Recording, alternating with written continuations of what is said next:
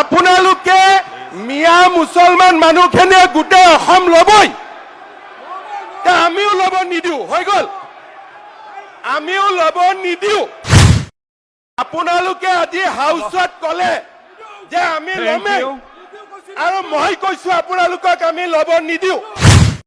কথা ক'ব খুজিছো, নাই আমিনুল সাহেব আপুনি শুনি পিছৰ লাইনটো পিছত ক'ব। মই ইয়াতে উঠি মোৰ যদি পুৰাটো শুনে আপোনালোক শান্তি পাব, মানুহখিনিয়ে শান্তি পাব। যদি ক'ব নিদিয়ে অশান্তি হৈ থাকিব। শুনি লওক, অসত্য মই কেতিয়াও নকওঁ। আৰে আপোনাক প্লিজ প্লিজ শুনক শুনক। ঠিক আছে তেতিয়াহ'লে ফেচবুকটো অসত্য হ'ব। মই কালি আপোনাক স্ক্ৰীনশ্বট বিলাক আনি দি দিম। নাই ৰাতিপুৱা অধ্যক্ষ মহোদয়, যদি মোক স্ক্ৰীনশ্বট বিলাক লাগে ৰাতিপুৱা মই স্ক্ৰীনশ্বট বিলাক দি দিম। মই ক'ব খোজা কথাটো হ'ল যে ৰিচিভিং এণ্ডত যেতিয়া আমি সকলো আছো, যিটো পক্ষলৈকে গ'ল মাৰিম কেতিয়াবা গ'ল আমালৈকেও আহে। সেইকাৰণে যিবিলাক আমি ৰিচিভিং এণ্ডত থকা মানুহ সদায় সংযম যেতিয়া আমি ৰক্ষা কৰোঁ তেতিয়া সব কথা সংযমৰ মাজেৰে চলি যায়। মই এইটো কোৱা নাই যে মাৰোৱাৰী যেতিয়া ভালনাৰেবল হয় আমি জঁপিয়াই পৰোঁ, বঙালী ভালনাৰেবল হ'লে আমি জঁপিয়াই পৰোঁ, যেতিয়া মাইনৰিটি ভালনাৰেবল হয় তেতিয়া আপোনালোকে আপত্তি কৰে। ভালনাৰেবল সকলো হ'ব পাৰে। এইখন অসমত বহুদা বিভক্ত আৰু ইয়াত এখন মাল্টি এথেনিক ছ'চাইটি। আৰে মইতো লওঁৱেই, এইটোতো মোৰ আইডিঅলজি। আৰে মইতো লওঁৱেই। আৰে ভাই অধ্যক্ষ মহোদয়, এখেতসকলে শুনিব খোজাই নাই, গতিকে শুনিব নোখোজিলে মোৰ কৈ লাভ নাই। শুনিব আচ্ছা, আপোনালোকে উঠাই কিয় যদি শুনিবই নোৱাৰে? আপোনালোকে যদি মোৰ কথা শুনিব ইমান ভয়ে খায়, এই কথাবোৰ আনে কিয়? আৰে মানুহ ইমান ভয়াতুৰ হ'ব নালাগে নহয়। আচ্ছা, এতিয়া আজি আপোনালোকে এখন ডাঙৰ জুই লগাই দিলে। আচ্ছা, আজি আপোনালোকে ইয়াত বহি অখিল গগৈ ডাঙৰে, আৰে প্লিজ প্লিজ, মই ক'লো আপুনি যি কৰে কৰক। হাউচত কি কৰিব? আৰে মই ক'লো আপুনি মোক মুখ্যমন্ত্ৰী ডাঙৰীয়াই কৈ আছে, অলপ শুনক, কাৰ পৰা শুনিব আপুনি এতিয়া? মুখ্যমন্ত্ৰী ডাঙৰীয়াই কৈ আছে। অখিল গগৈ ডাঙৰীয়া, মই যি বাহিৰত কৈছো এটা হাউচত কয়, মোক যি কৰে কৰক। ৰ'ব আজি আৰে মই ক'লো কি কৰিব এতিয়া আপোনালোকে মোক কি কৰিব এতিয়া? মই ক'লো, আপোনালোকে কওঁতেতো মই বাধা দিয়া নাই।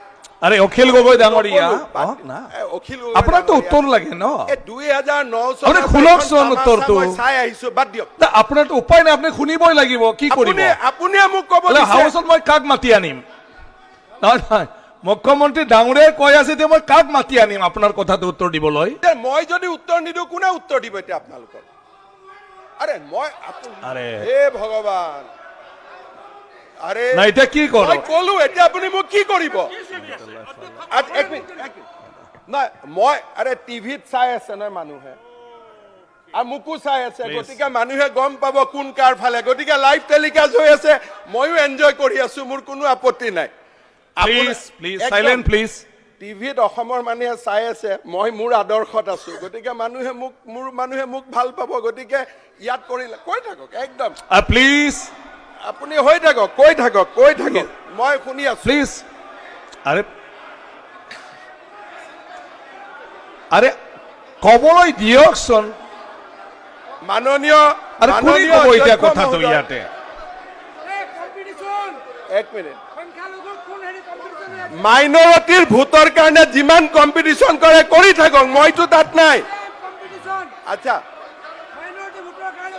অধ্যক্ষ মহোদয়, আজি আপোনালোকে এটা ডাঙৰ কথা ক'লে। আজি চাওক, জানি বা নাজানি আমাৰ জনিয়া সমষ্টিৰ বিধায়ক আৰু বিৰোধী দলৰ দলপতি গৰাকীয়ে এটা আজি ডাঙৰ কথা ক'লে। আৰু আপুনি কি কৈ আছে? আৰে মই পক্ষ ল'ম না, আপুনি কি কৰিব? মই পক্ষ ল'মেই, মই পক্ষ ল'মেই। প্লিজ যি কৰে কৰক না। মই লমেই কব দিয়কচোন মই লমেই নাই কবতো মই দিয়ক পক্ষ লমেই আৰে কি লাগে এতিয়া আৰে ভাই নহয় মই তেওঁ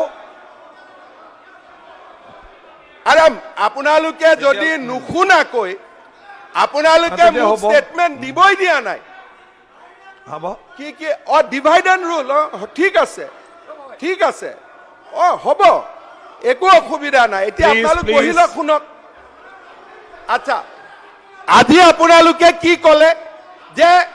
আপোনালোকে কি ক'লে এটা ডাঙৰ কথা ৰফিকুল চাহাবে ক'লে আৰু দেৱব্ৰত শইকীয়াই ক'লে যে লোৱাৰ আছামৰ পৰা মানুহ আপাৰ আছামত যাবই আৰে কিয় যাব কওকচোন নহয় কিয় যাব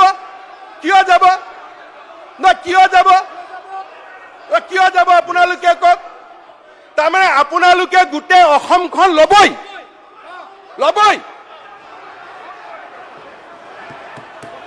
তাৰমানে আপোনালোকে মিয়া মুছলমান মানুহখিনিয়ে গোটেই অসম ল'বই আমিও ল'ব নিদিওঁ হৈ গ'ল আমিও ল'ব নিদিওঁ